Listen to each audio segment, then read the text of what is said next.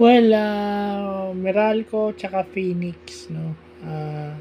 So makikita natin again another case of lack of height and masakit talaga kapag si Smith lang, si Donovan Smith, yung import lang ang malaki mo.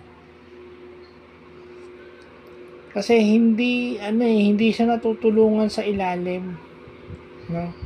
At kapag lumalabas yung bantay niya, yung Mitchell, no? Yung Mitchell coming from the outside, hindi siya post up, coming from the outside, yung buzzer beater niya is a head fake and then teardrop.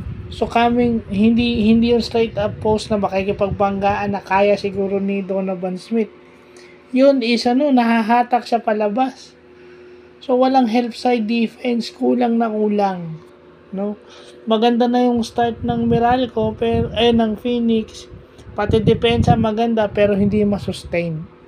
Yan ang hirap kapag kulang ka sa tao, hindi mo masustain yung pace ng gusto mo. Offensively, walang problema, nandun ng Phoenix. But the only problem is yung defense, no? So kinayod ng Meralco yun. Ball movement, no? Dahil sa maganda ring ball movement ng Meralco na nasushoot nila yung mga tira. Yun na yun, pumasok yung mga tira, no? Yung mga open shots ng Meralco. Saan ka nakakita si Raymar Jose? Si Toto Jose, napapabayaan sa 3 points. Hindi naman shooter.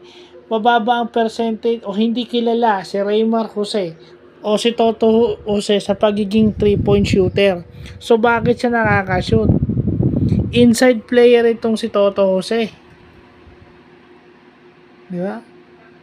At itong si Brandon Rios, shooter, pero dumadrive. So walang help side defense. Si Brandon Rios shooter yun. So bakit nakaka-atake sa loob yun pag dinipensahan yung tres? Kasi walang rim protection. Ginagawa lang ni Brandon Rios at he attacks yung close out nung depensa ng Phoenix and then nakaka-drive siya. Ibig sabihin high percentage siya ang ginagawa niya. Nakakuha ng mga turnover yung Meralco na nako-convert nila sa pass break, no? Even si Cliff Hodges nakaka-lay up, wala talagang rim protection maliban kay Donovan Mitchell. So yun yung masakit for Phoenix, no? Landong ka na sa simula hindi mo masustain. Yun ang problema nila. Walang problema sa sistema ni Coach Jamaica Harin. Walang problema kay Coach Jamaica Harin. Ang problema yung wala siyang materyales for defense. Maliban dun sa isang import nila na magaling naman nagrereklamo na nga Kung makikita niyo yung highlights, nagrereklamo na si Donovan Smith kasi puro siya tama dahil siya na nag-iisa lagi sa loob. So, yun lang po.